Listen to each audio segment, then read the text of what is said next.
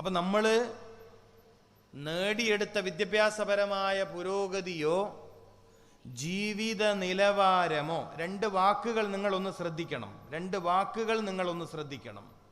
നാം നേടിയെടുത്ത വിദ്യാഭ്യാസപരമായ പുരോഗതിയോ ഒന്ന്, വിദ്യാഭ്യാസ പുരോഗതി ഒന്ന്, ജീവിത നിലവാരത്തിലെ പുരോഗതി രണ്ട്. എന്ന് വെച്ചാൽ നല്ല വീട് നോക്കൂ നിങ്ങൾ, എന്ത് രസമാണ് നമ്മുടെയൊക്കെ വീടുകൾ. പഴയകാലത്തെ മണ്ണ് തേച്ച നിലമാണോ, ടൈല് അല്ലെങ്കിൽ അല്ലേ മാർബിൾ, എന്ത് രസമാണ് നമ്മുടെ വീടുകൾ. എത്ര കളർഫുള്ളാണ്, എത്ര വില കൂടിയ കളറുകളാണ് നമ്മൾ വീടിൻ്റെ ചുമരിൽ പൂശണത്.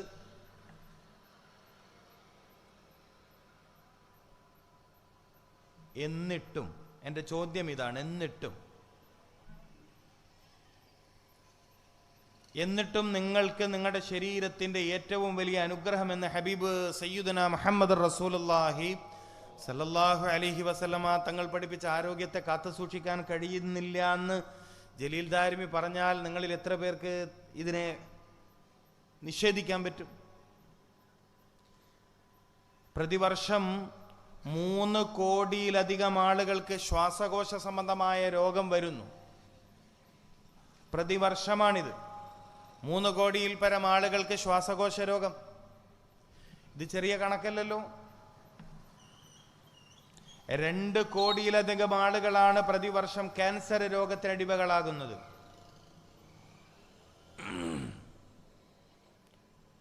2 കോടിയിൽ പരം ആളുകൾ. എത്ര ഭീകരമായ അവസ്ഥയാണ് ക്യാൻസർ. ജീവിതത്തിൻ്റെ സർവ്വരസങ്ങളെയും മുറിച്ചു കളയുന്ന മാരകമായ രോഗം, മരണം രോഗി കൊതിക്കുന്ന രോഗം. മോർഫിൻ പോലത്തെ മാരകമായ ഗുളികകൾ കഴിച്ച് വേദനകൾ അറിയാതിരിക്കാൻ, ശരീരത്തിന് പിടികൂടിയ ഭയാനകമായ വേദന അറിയാതിരിക്കാൻ മോർഫിൻ പോലത്തെ അതിമാരക സ്വഭാവമുള്ള മരുന്ന് കഴിച്ച് വയറും നാവും പൊള്ളിപ്പോവുന്ന, അള്ളാഹു കാത്തുരക്ഷിക്കട്ടെ, അള്ളാഹു നമ്മെ കാത്തുരക്ഷിക്കട്ടെ. പക്ഷെ നൂഡിൽസ് വേവിച്ചു കൊടുക്കുമ്പോൾ ഈ ഉമ്മമാർക്ക് അറിയില്ല മക്കളെ മാരകമായ ക്യാൻസറിലേക്കാണ്.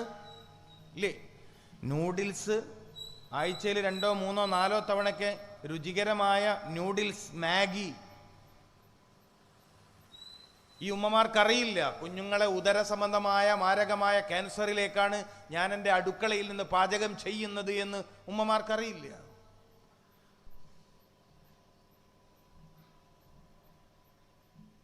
അപ്പൊ ജീവിതത്തിൽ നമ്മൾ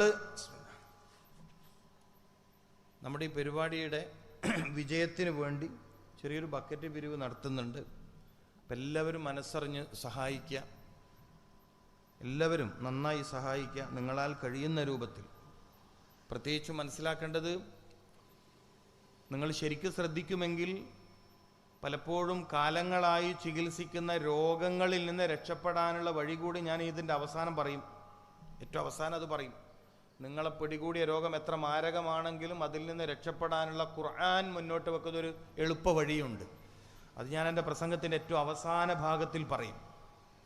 അപ്പം അത്രയും വിശേഷപ്പെട്ട ഇൽമ കിട്ടുന്നൊരു സദസ്സാണ് നമ്മുടെ സംഘടന വെച്ചൊരു പരിപാടി എന്ന നിലക്ക് നിങ്ങൾക്ക് കഴിവിൻ്റെ പരമാവധി സഹായിക്കാം. അള്ളാഹു എല്ലാ നന്മകളും നമ്മളിൽ വിജയിപ്പിക്കട്ടെ.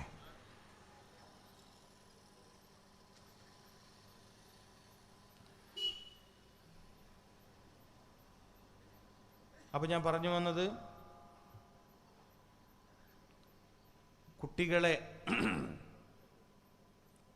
ചെറിയ കുഞ്ഞുമക്കൾ, അവർ കഴിക്കുന്ന ഭക്ഷണത്തിലൂടെ അവർ മാരകമായ രോഗത്തിലേക്ക് പോവാണ്.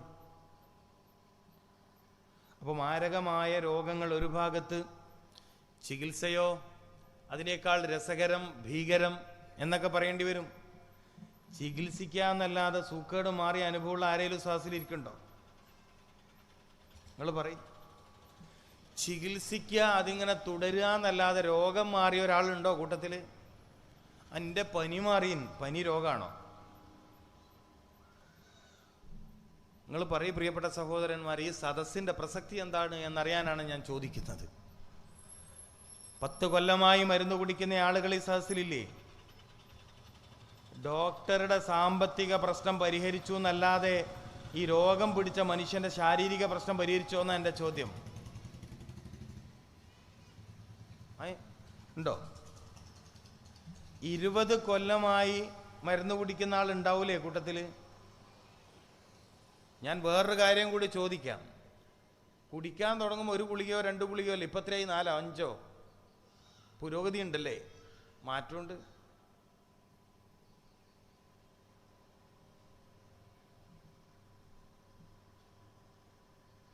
നിങ്ങൾ പറയും പ്രിയപ്പെട്ട സഹോദരന്മാർ, നിങ്ങൾ ഡോക്ടറെ കാണിക്കാൻ തുടങ്ങുമ്പോൾ നിങ്ങൾക്ക് ഒന്നായിരുന്നില്ലേ രോഗം മിക്ക ആളുകൾക്കും? പിന്നെ പറഞ്ഞ് നിങ്ങൾക്ക് മറ്റേ സൂക്കേടും കൂടിയുണ്ട്, അതും കൂടി കഴിച്ചോളിയെന്ന് പറഞ്ഞു. പിന്നെ പറഞ്ഞ് കൊളസ്ട്രോളിൻ്റെ കംപ്ലൈൻറ്റ് ഉണ്ട്, അതും കൂടി ഒരു മരുന്ന് കുടിച്ചോ. പിന്നെ ഇടയ്ക്കൊരു വർത്താനം, ഷുഗർ വരാൻ നിങ്ങൾക്ക് സാധ്യത ഉണ്ടാവുകൊണ്ട് ഇപ്പോഴേ മരുന്ന് കുടിച്ചോന്ന്. രസകരമായ സംഭവം. അത് കേട്ട് നിങ്ങൾ എന്നിട്ട് വിദ്യാഭ്യാസം ഉള്ളവരാണെന്ന് പറയുകയും ചെയ്യും, നിങ്ങളിതൊക്കെ വാങ്ങി കുടിക്കുകയും ചെയ്യും. വളരെ രസകരമായ ഈ രോഗികൾ വരുമ്പോൾ കുറേ പേപ്പേഴ്സുമായിട്ടാണ് വരിക. അപ്പോൾ എനിക്കിങ്ങനെ ക്ലാസ് എടുത്ത് തരും വന്നിട്ട്, ഇതിൻ്റെ മരുന്നാണ്, ഇതിൻ്റെ മരുന്നാണ്. അപ്പോൾ ഇത് ഷുഗറിൻ്റെതാണ്. ഷുഗറുണ്ടോ? ഇല്ല, അത് വരാൻ ചാൻസ് ഉണ്ട്. മുമ്പൊക്കെ ഇന്ത്യയിൽ മന്ത്രിമാർ മുൻകൂർ ജാമ്യം എടുക്കലുണ്ട്, എന്തായാലും പിടിക്കുന്ന ഉറപ്പാണ്. മുൻകൂർ ജാമ്യം എന്ന് കേട്ടിട്ടില്ല നിങ്ങളൊന്നും കേൾക്കാത്തവർ എന്നെ ഇങ്ങനെ നോക്കാനുള്ള കുറച്ചോനെ. എൻ്റെ വർത്താനം തിരിയായിട്ടാ? മുൻകൂർ ജാമ്യം എന്നൊന്നും കേട്ടിട്ടില്ലേ? എന്ന് പറഞ്ഞ മാതിരി നിങ്ങൾക്ക് ഇന്ന സൂക്കേട് വരാൻ പോവാണ്, അതുകൊണ്ട് ഇപ്പോഴേ കഴിച്ചോളി മരുന്ന്. അത് ആ പരിപാടിയൊക്കെ തുടങ്ങിയിട്ട് കുറേ കാലമായി. ഏത് നിങ്ങൾക്ക് ഇത്ര കൊല്ലം കഴിഞ്ഞാൽ ഇന്ന രോഗം വരും എന്ന് പറഞ്ഞു കണ്ട് മരുന്ന് കഴിപ്പിക്കുക. പിന്നെ നിങ്ങളുടെയൊക്കെ വിദ്യാഭ്യാസം എന്ത് പുരോഗതിയാണ് നിങ്ങൾക്ക് തന്നത്? ഇതൊക്കെ വളരെ ഗൗരവത്തിൽ ആലോചിക്കേണ്ട കാര്യമല്ലേ? ഇസ്ലാം ശരിയായ വായനക്ക് വിധേയമാക്കപ്പെടാത്തത് കൊണ്ടല്ലേ ഈ ഒരു അബദ്ധം പറ്റിയത്? പ്രതിരോധം ആവശ്യമാണ്. പ്രതിരോധത്തിന് മരുന്നിൻ്റെ ആവശ്യമില്ല. പ്രതിരോധം ആവശ്യമാണ്. Prevention is better than cure. രോഗം വന്ന് ചികിത്സിക്കുന്നതിനേക്കാൾ നല്ലത് രോഗം വരാതെ നോക്കലാണ്.